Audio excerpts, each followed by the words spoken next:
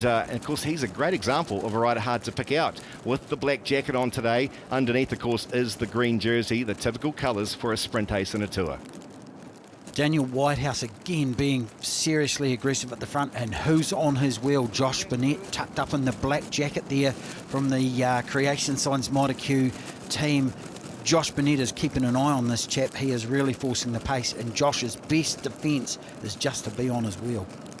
Yes, Burnett very, very attentive now to Whitehouse, who is trying to stir things up and stretch this peloton out early on in the stage.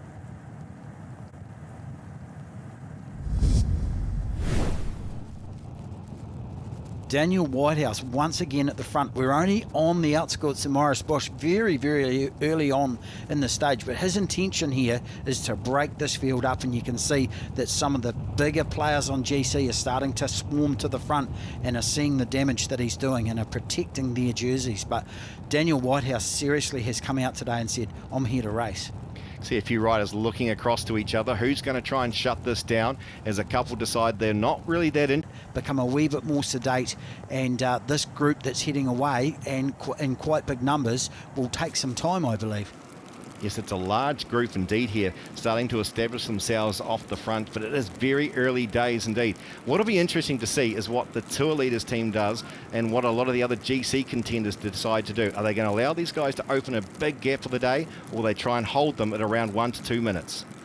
And that really is the big question of the day, whether or not the Creation Signs front group, Maui Morrison, one of those guys from up around Cambridge in the Pista Corsa team last year, back in action again this year, and very quickly, Doug, as they make their way up towards Lawnville here, they have opened up a decent gap on this field, but it is a large group, and we've said it time and time again, that doesn't necessarily equate to the fact that they can open up a big gap on the field, because not always does everyone want to work.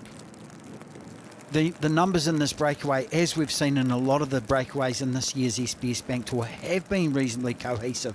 We've often seen a wee group springboard off that big group, but for in part, the speed and the cohesiveness of the breakaways, in a lot of respects, is relative to the experience of a lot of these young guys. These are seasoned bike riders at a young age, and they know what the story is. They're not here to muck around. Not at all, and you can see them now settling into their paces. And I see a bit of an orange vest up towards the front of this particular group here, Doug, but to be clear, that is not the SBS leader, and that is someone else deciding to wear an orange vest just to protect themselves from the very cool and damp conditions that they share. He's made the break. And I think a lot of these chaps are trying to redeem their day one sort of missing of the break when the whole thing went down the road and they all took 7 minutes. So this situation here is textbook cycling. Break goes, GC wearing Tour Leaders team at the front of the group, all swapping around. Things are getting soggy here. This looks really tough out there, tough conditions to bike race in. A massive turn there by the youngster from Invercargill Marsh, ending to 6:04. This is becoming a big gap, and it's going to be very interesting now what the sort of thoughts are back in that peloton, whether we chase it, whether we just try and halve that gap, because again, they're not all big threats to the GC. What's happening in the peloton, what's happening in the front of this race is there's some smiles in these faces, believe it or not. These guys are going, hey, we've got a shot here, we've got a genuine chance. 6 minutes up in this sort of stage, you're thinking we're going to have a crack. One of us is potentially going to be the stage winner here, which is probably the motivation for them all, just keep rolling through. This is tough conditions here.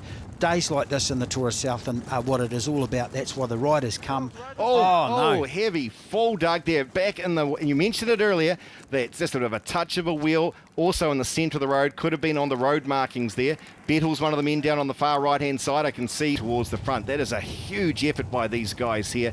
They will be feeling the pain. The adrenaline will be rushing through the body. It'll take a wee bit perhaps just to get back into the rhythm of this breakaway after that crash and these riders getting back in. It's at that point, after you've chased back on, after having a heavy fall like that, you reassess just what damage you have to your body. Have I broken my collarbone? Have I got a sore leg? Is my bike really starting to put some time in? This is an interesting shot here as we look at the peloton, and it looks like Kane Richards, former stage winner in Tagore here, who's put himself on the front. Now, considering he's got a teammate up in the lead group here, I'm just a little bit confused as to the mix that is on the front. No surprise to see the yellow and the black there, of course, of the orange jersey.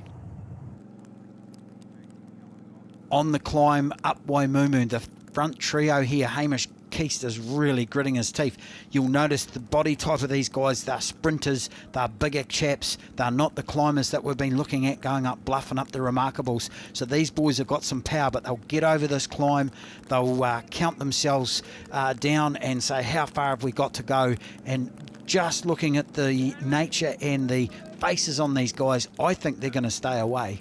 Yeah, they're looking very determined, very focused indeed as they make their way over the top of that hill and fast approaching 20. Yes, these riders have been receiving a lot of time checks throughout the day here, and they know they're getting very close to potentially taking out a stage as we see the familiar colours at the front now. 2 minutes 25 as they drop down Charlton Hill into the edge of the Gore Township for this finish.